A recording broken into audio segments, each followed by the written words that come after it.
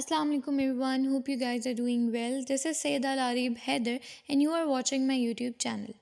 आज के वीडियो में हम देखेंगे कि कंटेंट राइटिंग की बेसिक्स क्या हैं। तो चलिए सबसे पहले देखते हैं कि कंटेंट राइटिंग क्या है। हम डेली लाइफ में कहीं पे भी कोई भी कंटेंट लिखा हुआ देखते हैं तो वो कंटेंट राइटिंग के ज़ुमरे में ही आ जाता है। चाहे वो आप इंटरनेट पे कोई कंटेंट पढ़े हैं, चाहे वो कंटेंट आप न्यूज़पेपर में पढ़े हैं, अपने मोबाइल फ़ोन्स में देख रहे हैं या कहीं पे भी है, वो आपके पास कंटेंट राइटिंग में आ जाता है। अब कंटेंट राइटिंग में सबसे फर्स्ट स्टेप जो आपके पास आता है वो यू कैन से कि जो फर्स्ट आपकी जो आपको कंटेंट राइटर बनने के लिए जो फर्स्ट स्टेप है वो ये है कि आपने अपना नीच सेलेक्ट करना है। नाउ व्हाट इज़ नीच? तो नीच आपके पास वो टॉपिक है, वो डोमेन है जिसके अंदर आप लिखते हो। अब हम नीच को मज़ीद समझते हैं कि ये है क्या। अब देखें, अगर आप एजुकेशन से रिलेटेड लिख रहे हैं तो वो आपका एक नीच है, ठीक है। अगर आप हेल्थ से रिलेटेड लिख रहे हैं तो वो आपका एक नीच है। इसी तरह फाइनेंस है, मैनेजमेंट है, मार्केटिंग है, वो आपका एक नीच है। अब इट डिपेंड्स ऑन यू कि आप किस चीज़ में आपको ज़्यादा पता है या आपके इंटरेस्ट के मुताबिक आप किस टॉपिक के ऊपर लिख सकते हो। इसके अलावा ब्यूटी पे आप लिख सकते हैं, ट्रैवलिंग है, फूड है, क्रिप्टो करेंसी है, ई कॉमर्स है। ये जस्ट एग्जांपल्स हैं कि आपका नीच सेलेक्ट करने में जो आपकी हेल्प करेंगे। अब टू टाइप्स के हमारे पास नीच होते हैं, एक मैक्रो होता है, एक माइक्रो है। मैक्रो नीच का मतलब है कि जैसे फॉर एग्जांपल आप फूड पे लिख रहे हो तो आप फूड में आगे चले जाओ तो वो फूड आपका मैक्रो नीच है।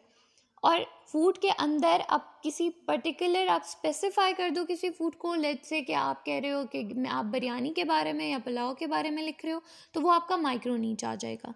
इसी तरह आपने ब्यूटी के ऊपर लिखना है तो ब्यूटी जो है वो आपका मैक्रो नीच है। अब ब्यूटी में आगे आप फर्दर किसी प्रोडक्ट से रिलेटेड लिख रहे हैं तो वो आपका माइक्रो नीच आ जाएगा। तो जब आप कंटेंट राइटिंग स्टार्ट करते हैं तो जो फर्स्ट स्टेप है वो यही है कि आपने अपना नीच सेलेक्ट करना है सो दैट कि आप आगे फर्दर जब लिखोगे तो वो आपकी हेल्प करेगा। अब मैं आपको कुछ पॉइंट्स बताऊंगी जो आपने कंटेंट राइटिंग करते हुए अपने माइंड में रखने हैं ताकि आपका जो कंटेंट है वो आपके क्लाइंट को क्लिक कर जाए। सबसे पहली चीज़ कि जब भी आपको कोई टॉपिक मिलेगा तो आपने उस पर एक थॉरो रिसर्च करनी है। अब रिसर्च करने के लिए आप कौन से टूल्स इस्तेमाल कर सकते हैं उसके लिए मैं आपको एक अलग वीडियो बना के बता दूंगी। नेक्स्ट थिंग इज़ कि आपको पता है कि आजकल के फास्ट वर्ल्ड में किसी को भी ये चीज़ पसंद नहीं है कि वो एक लंबे लंबे पैराग्राफ्स को रीड करे। आपका क्लाइंट ये चाहता है कि उसको क्विकली इन्फॉर्मेशन मिल जाए, तो आपने कोशिश करनी है कि आपने कुछ भी लिखना है तो वो पॉइंट्स की फॉर्म में, पैराग्राफ्स की फॉर्म में, हेडिंग्स की फॉर्म में आप लिखो। नेक्स्ट थिंग इज़ कि जब भी आप कंटेंट लिखते हैं और उसको कहीं पर भी अपलोड करते हैं तो आज इंटरनेट का इस्तेमाल बच्चे से लेके बूढ़े तक हर किस्म का इंसान कर रहा है। वो एजुकेटेड इंसान भी इंटरनेट का इस्तेमाल कर रहा है और अनएजुकेटेड भी कर रहा है। तो आपने जब अपना कंटेंट लिखना है तो आपने ये मेक श्योर करना है कि अगर कोई बच्चा भी आपका कंटेंट पढ़ता है तो उसको भी ये चीज़ समझ आ जाए। आपने बहुत ज़्यादा डिफ़िकल्ट इंग्लिश के वर्ड्स इस्तेमाल नहीं करने हैं। नेक्स्ट थिंग इज़ कि जब भी आपने कंटेंट लिखना है तो हैज़ और हैव का इस्तेमाल बहुत देख के सोच समझ के करना है। हैज़ हमेशा ही शी इट के साथ आएगा और हैव हमेशा आई वी यू दे के साथ आएगा। जैसे ही has done this, she has done this, it has to be done.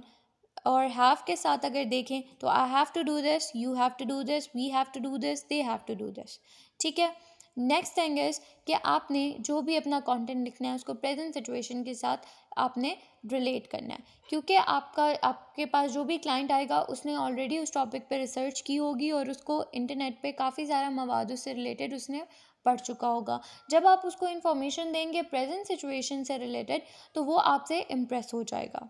अब अगर आप बिगनर्स के लिए लिख रहे हैं तो आपने ये मेक श्योर करना है कि आपके कंटेंट के अंदर ए टू जेड हर चीज़ को एक्सप्लेन किया गया हो। लेकिन अगर आप किसी ऐसे आपकी ऑडियंस है जिसको ऑलरेडी उस टॉपिक के बारे में पता है तो आपने अपने कंटेंट को ज़्यादा इंफॉर्मेटिव रखना है, इंफॉर्मेशनल रखना है।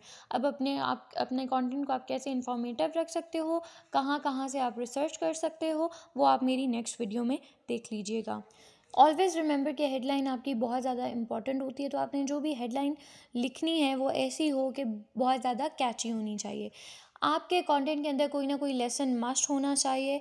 एंड आपने जब कंटेंट लिख लिया तो उसके बाद प्रूफ रीडिंग लाजमी करनी है। अब प्रूफ रीडिंग करने के लिए आप उसको 3 जो है राउंड्स में डिवाइड कर दो। फर्स्ट राउंड में आपने क्या करना है कि जब आपने एक फ़्लो में कंटेंट को अपने रीड करना है और जो भी सेंटेंसेस उसके साथ मैच नहीं कर रहे उसको एलिमिनेट कर देना है। सेकंड राउंड में आप टेंस पे स्पेलिंग मिस्टेक्स और ग्रामेटिकल जो भी पंक्चुएशन एरर्स हैं वो देखोगे, क्योंकि कोई भी रीडर जो है एक ऐसा कंटेंट रीड करना पसंद नहीं करेगा जो फुल ऑफ ग्रामेटिकल एरर्स हों।